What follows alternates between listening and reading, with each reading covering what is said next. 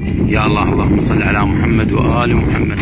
اليوم البيت تحفة، أساساته درجة أولى وكلش قوية، كله رباط ساقط، طابقين وحتى البيتونة. الجراج كبير،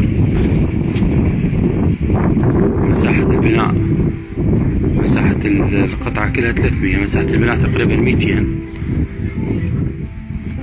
هاي منها الديوانية وملحقاتها، هذا باب الديوانية.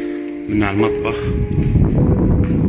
كله سيراميك درجة أولى. للسقف كذلك السقف. نجي صالة واسعة، كلش واسعة، ومثل ما جاي تشوفون حجر، شغلها كله درجة أولى. السقف مغربي، شغله كلش مرتب. من الباب ياخذنا على الديوانية، من الباب للغرفة الأولى، من الباب للغرفة الثانية، غرف كاملة مثل ما جاي تشوف. هذا قلنا حجر. عندنا مجمع صحيات، هذا مجمع الصحيات كامل، شغل درجة أولى.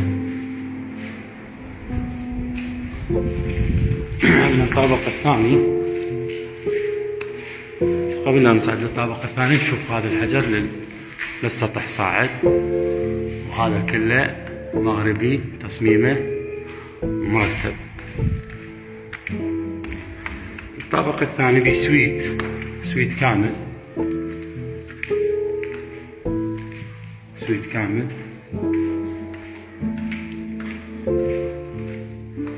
هذا السويت، هاي غرفة وهاي صالتها، وحتى السطح مطبق، يعني ما تاركينه صب، يعني الشغل مرتب. هذا السطح مطبق، وكذلك السطح الفوق مال البيتونة هم مطبق.